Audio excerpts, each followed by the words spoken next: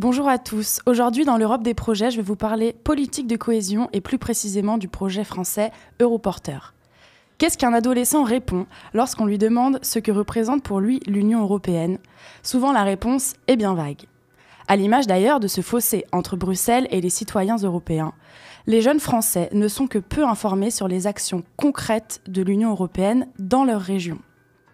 C'est en partie pour répondre à cette problématique qu'un appel à projet a été lancé l'année dernière par la Commission afin de promouvoir la politique de cohésion européenne à l'échelle régionale.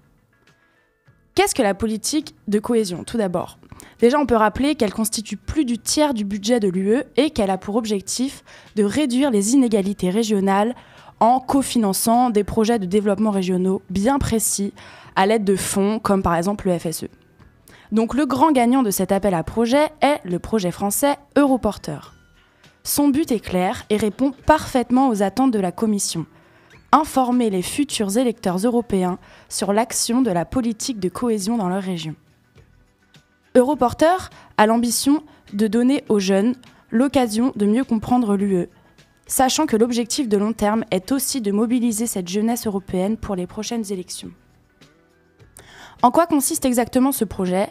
En fait, il s'agit d'un concours concernant les élèves de la 4e à la seconde.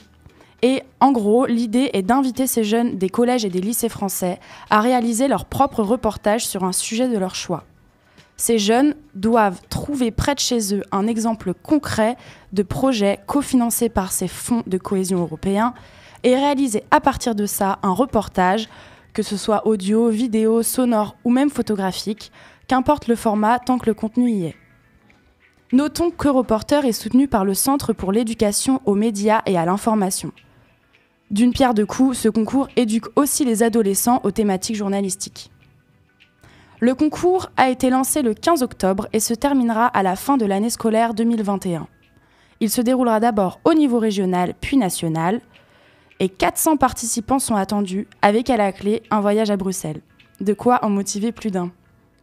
Finalement, Europorteur offre aux électeurs européens l'occasion de se sentir réellement concernés par le destin de leur continent.